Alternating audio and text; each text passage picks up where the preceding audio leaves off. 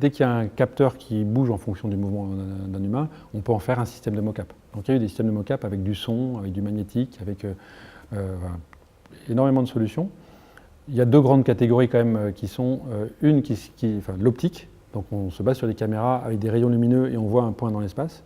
Cette solution-là, à mon goût, c'est la plus puissante parce qu'on a un positionnement absolu extrêmement précis parce qu'on a des caméras qui sont de folie. On a des caméras à 16 millions de pixels, donc le rayon lumineux de chaque pixel, ici c'est un dixième de millimètre. Enfin, c'est d'une précision phénoménale. Donc c'est la solution noble, enfin royale, mais c'est coûteux parce qu'il faut beaucoup de caméras, beaucoup d'axes, ça limite le champ, il faut travailler derrière. Enfin, ça a beaucoup d'inconvénients aussi parce que c'est lourd à mettre en œuvre, c'est coûteux. Et puis si on cache les marqueurs, on ne voit plus rien. Et une autre solution, parmi toutes les autres, mais une qui est assez jolie, c'est de se dire on a un outil qui est très facile à mettre en œuvre, qui est un accéléromètre. C'est-à-dire que si je bouge un point dans l'espace rapidement, j'ai soit sa position qui évolue, sa position, si on la dérive, ça donne une vitesse, si on la dérive, ça donne son accélération. Et l'accélération, c'est quelque chose qui est assez facile à mesurer. Parce que quand on accélère, on a une force qui se passe. Et la force, on la ressent et on peut faire un capteur de force. Ça s'appelle un accéléromètre. Donc si on mesure l'accélération, on mesure indirectement la variation de vitesse, et la vitesse, c'est la variation de la position, donc on peut remonter à la position. Donc si j'ai un point fixe au départ et que tout d'un coup, j'accélère comme ça, si j'ai mesuré l'accélération et je me dis, tiens, je vais voir, je peux retrouver la succession des vitesses et la succession des positions. Théoriquement, c'est parfait, sauf que cet accéléromètre, il n'est pas parfait, donc on a un bruit de mesure, et que malgré tout, quand on remonte à la position, on n'a pas enfin, tout doucement, on n'a pas la position parfaitement.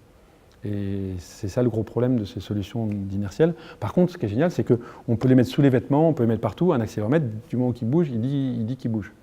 Et ça, c'est fantastique. Et donc, on peut faire des costumes avec plein d'accéléromètres partout. On a plein d'infos de variation de vitesse et on peut remonter à la position. Maintenant,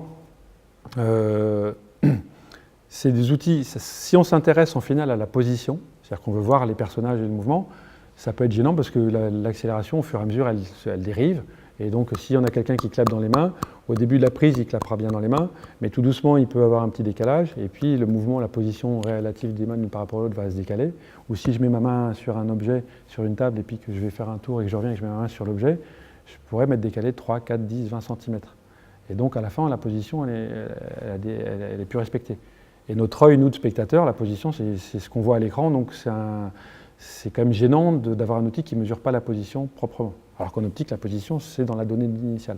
Par contre, il y a des scientifiques qui s'intéressent au mouvement, mais pas pour le voir, juste pour mesurer. Et typiquement, justement, nous, on travaille sur la langue des signes avec de l'optique. On a des positions précises et on peut aller à des positions très précises.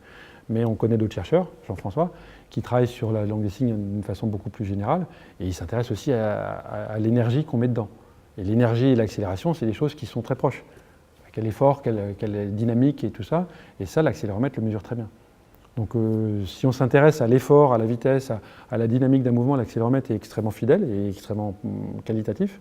Si en final on veut remonter à la position, il finit par dériver et là on a quand même une qualité qui est très très loin de celle qu'on a en optique.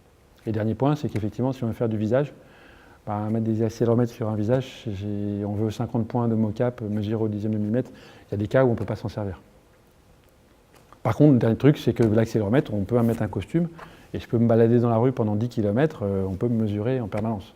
Alors qu'un système de mocap, là, on a 200 mètres carrés, et si on en voulait 400, ça coûterait 4 fois plus cher.